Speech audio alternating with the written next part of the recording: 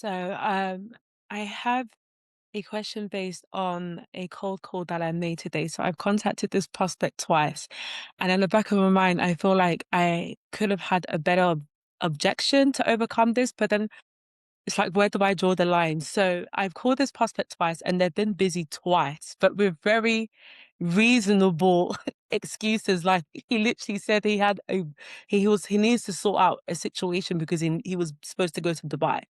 Mm, Given what's happening right now, yeah. how was I supposed to overcome that? But I do have a question based on how do you overcome when they are always busy? Typically, who I'm calling are always busy. So I have to find a way to answer in a way to overcome that objection. So I'm wondering, this is for everyone, really. Yeah. So I'm happy to give my 2 cents and then I'd love to open a room. But Sam, awesome question, right? So how do we handle the person that's forever busy and how do we get to speak to them? So I think first and foremost that you've spoke to them twice and connected with them. I think that's beautiful and you've got through. So you know you've got the right person, you've got the right contact details. I think the other reality is something has happened in the world which has caused them to have to, I can't do this right now.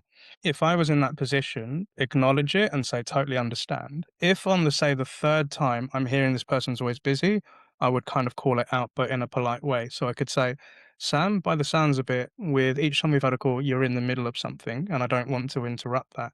Could I ask what is the best way to put something on your radar? And then be quiet for a minute. So they're either going to want an email or some people may want a video, an asynchronous video where you could explain it.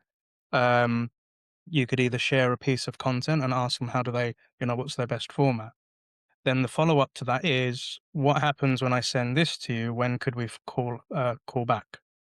So Sam, I'm going to send you this thing, and then I'll give you a call back in 2 days' time to see if it even makes sense for us to continue this conversation or to park it here.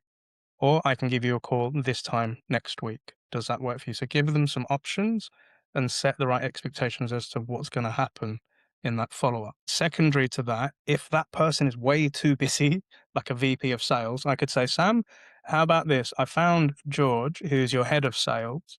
Would it make sense for me to have a chat with him, share what I'm talking about? And then if anything comes from that, we loop you back in. So that person's basically gatekeeping me, but referencing me to see if this is something worth your time. So a VP of sales job is to then delegate to other people to research and look into things. So that could be another option that you take in there. The other side of it is if you're a bit cheeky, Sam, I know you're hella busy, but when would you have 5 minutes later this week? That person then says, well, what do you want the 5 minutes for? I said, well, I want to share X, Y, and Z. And at the end of the 5 minutes, either two things are going to happen. One, this is relevant. We schedule a time that works for your calendar. Or we get to the end of the 5 minutes, this isn't relevant for you, and I don't bother you again. So we're then positioning what that 5 minute call would be. But that's my 2 cents. And how does that land with you? That lands very well with me. Funny enough, I did send them, they did say email and I sent them a demo, but I realized maybe my email was too long. So yeah, but I should have answered.